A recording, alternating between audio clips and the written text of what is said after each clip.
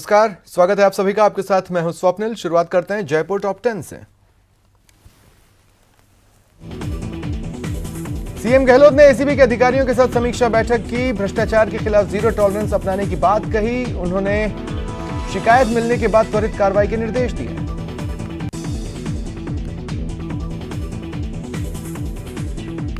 प्रदेश के निगमों के चुनाव तय समय पर ही होंगे। हाईकोर्ट ने सरकार की याचिका खारिज कर दी और 31 अक्टूबर तक जयपुर, जोधपुर और कोटा निगम के चुनाव कराने के निर्देश दिए।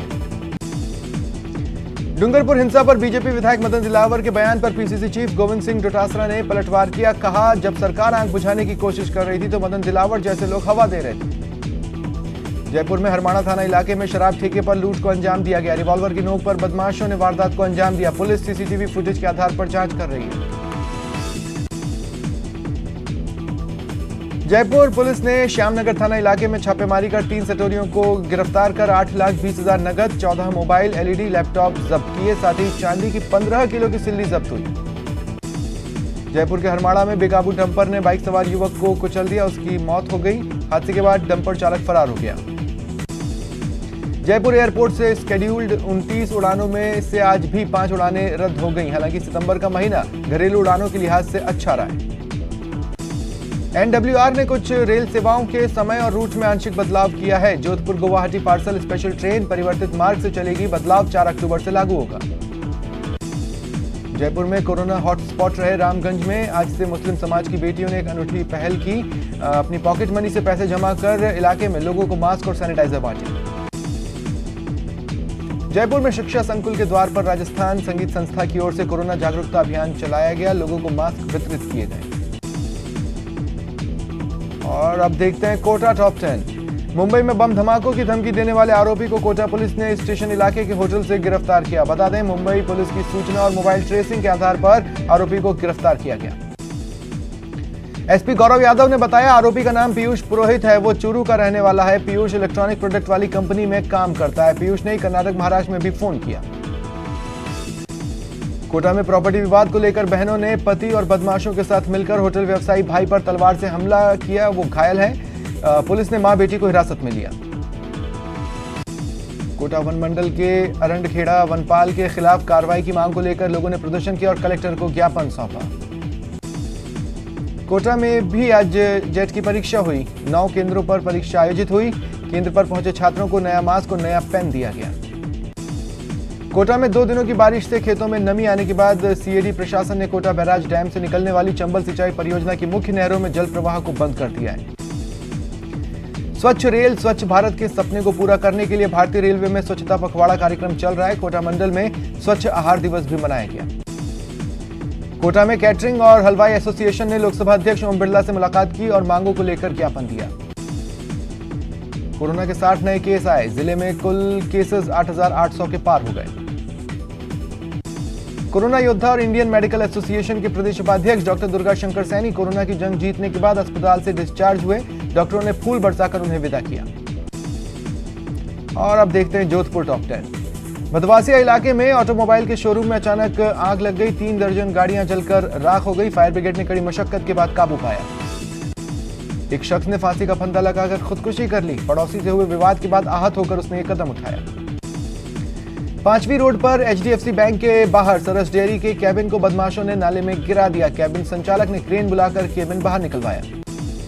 एयर इंडिया की मंगलवार से शुरू होने वाली दिल्ली जोधपुर विमान सेवा फिलहाल रद्द कर दी गई है। विकल्प के तौर पर एयर इंडिया का ही विमान दिल्ली से उड़ान भरकर उदयपुर होते हुए यात्रियों को लेकर जोधपुर पहुंचा। यात्री भार के अभाव में यह विमान सेवा रद्द करनी पड़ी। जोधपुर में कोरोना इलाज में मोटी रकम वसूली की शिकायत के बाद संभागायुक्त समित शर्मा ने अस्पताल संचालकों के साथ बैठक की और निर्धारित फीस ही लेने के निर्देश दिए। कोरोना के बढ़ते केसेस के बीच अस्पताल नई चुनौतियों से जूझ रहे हैं। महात्मा गांधी अस्पताल में 6 बेड की ऑक्सीजन सप्लाई रुक गई। हालांकि जल्द ही उसे ठीक कर लिया गया। वहीं कोरोना को लेकर बनाई गई मॉनिटरिंग कमेटी ने महात्मा गांधी अस्पताल का औचक निरीक्षण किया और व्यवस्थाओं का जायजा लिया।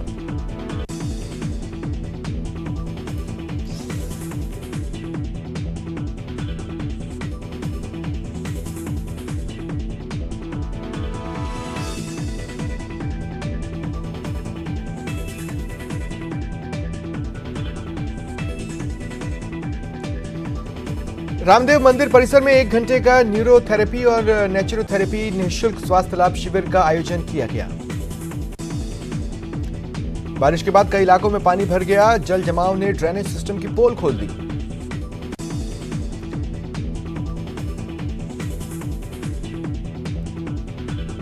अब देखते हैं उदयपुर टॉप 10। बीजेपी नेता मदन दिलावर ने डूंगरपुर में उपद्रव के पीछे नक्सली कनेक्शन बताया। कहा, बाहरी लोगों ने स्थानीय आदिवासियों को भड़काने का काम किया। उदयपुर के धाकड़ों का खेड़ा में कुएं से 15 साल के लड़के का शव मिला। लड़का 3 दिनों से लापता था। मल्ला तलाई इलाके की एकलव्य कॉलोनी में जल संसाधन विभाग की लापरवाही देखने को मिली। मानसी बाकल से एकलव्य कॉलोनी में बनी 17 लीटर क्षमता वाली पानी की टंकी में पानी पहुंचा ही था कि वॉल चोक हो गया। इससे टंकी से पानी ओवरफ्लो होकर बहता रहा। उदयपुर में भी जेट की परीक्षा हुई। कुल 13 सेंटर बनाए गए थे। कोरोना प्रोटोकॉल के चलते परीक्षार्थियों को समय से पहले ही केंद्र पर बुलाया गया। स्क्रीनिंग की गई, सैनिटाइजर दिया गया। 45 सरपंच, 375 वार्ड पंचों के चुनाव के लिए 30 सितंबर को नामांकन होगा। 1 अक्टूबर को नाम पत्रों की जांच और नाम वापसी की प्रक्रिया होगी। भल्लों का गुढ़ा गांव के लोगों ने पंचायत चुनाव का बहिष्कार का ऐलान किया। उन्होंने कहा, आजादी के 70 सालों बाद भी गांव में सुविधाओं का अभाव है। मोहनलाल सुखाड़िया विश्वविद्यालय ने अनुत्तीर्ण छात्रों के लिए एक विशेष परीक्षा आयोजित करने पर विचार किया है। कुलपति ने बताया, विशेष परीक्षा के तहत विश्वविद्यालय अनुत्तीर्ण छात्रों को एक और मौका देने पर विचार कर रहा है। मावली उपखंड मुख्यालय के सदर बाजार आज बंद रहे। श्रमण संघीय महामंत्री सौभाग्य मुनि कुमुद का देवलोक गमन हो जाने के कारण आज मावली के जैन समाज की दुकानें पूरी तरह बंद रहीं। और अब देखते हैं भरतपुर टॉप 10। भरतपुर की सिमको फैक्ट्री की जमीन को नष्ट करने के मामले पर बीजेपी जांच कमेटी ने संभागीय आयुक्त को सीएम के नाम ज्ञापन सौंपा। नदबई विधायक जोगिंदर अवाना ने निर्माणाधीन बाईपास, आरओबी समेत सड़क निर्माण कार्यों का निरीक्षण किया और लेट लतीफी पर नाराजगी जताई। लहचौरा कला गांव में 2 पक्षों में पुराने विवाद को लेकर मारपीट हुई। एक महिला गंभीर रूप से घायल हो गई। दांतलौठी में आए तूफान से एक पेड़ गिर गया। एक शख्स की मौत हो गई। 5 लोग गंभीर रूप से घायल हुए। लोगों ने मुआवजे की मांग को लेकर कलेक्टर को ज्ञापन सौंपा। देवउठनी एकादशी पर सामूहिक विवाह सम्मेलन का आयोजन स्थगित हो गया है, लेकिन कौमी सद्भाव कमेटी दूल्हा दुल्हन को शादियों में दिया जाने वाला जरूरी सामान देगी।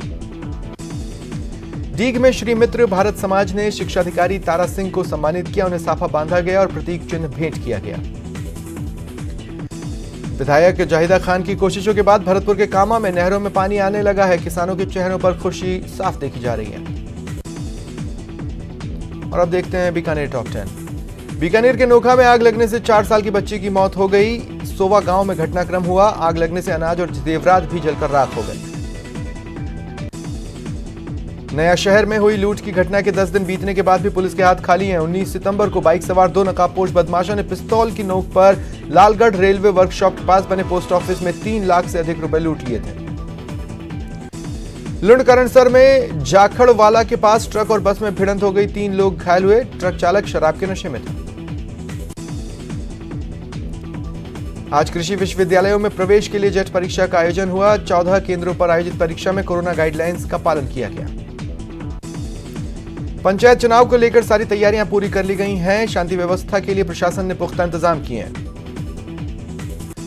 मुख्य जिला शिक्षा अधिकारी कार्यालय और अतिरिक्त जिला परियोजना समन्वयक के कार्यालय में 3 कार्मिक कोरोना पॉजिटिव पाए गए हैं। तीनों को 3 दिन तक ऑफिस नहीं आने के निर्देश दिए गए।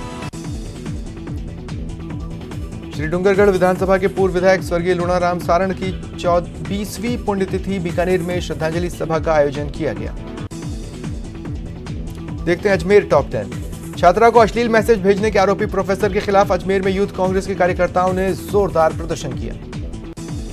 रोडवेज कर्मियों के वेतन कटौती के आदेश के खिलाफ अजमेर में यूनियन के पदाधिकारियों ने मुख्यमंत्री और ट्रांसपोर्ट मंत्री के नाम ज्ञापन सौंपा। नगर निगम ने अपने सालाना यूडी टैक्स कलेक्शन के लिए संपत्तियों को सीज करने की कार्रवाई शुरू की। कई बार नोटिस देने के बाद भी लोग टैक्स जमा नहीं करा रहे। करेल और खोरी के उपसरपंच पद हेतु चुनाव आयोजित कराए गए, जिसमें दोनों ही ग्राम पंचायतों में निर्विरोध उपसरपंच का चुनाव हुआ। लगातार बढ़ते कोरोना केसेस के बीच जागरूकता अभियान जारी है। बजरंगगढ़ शहीद स्मारक पर बेटियों ने पेंटिंग बनाकर लोगों को मास्क पहनने और सोशल डिस्टेंसिंग अपनाने का संदेश दिया। अक्षय पात्र फाउंडेशन ने सरकारी हाई स्कूल के छात्रों के लिए 1 महीने का राशन किट प्रदान किया। 6 विद्यालयों में राशन किट बांटे गए।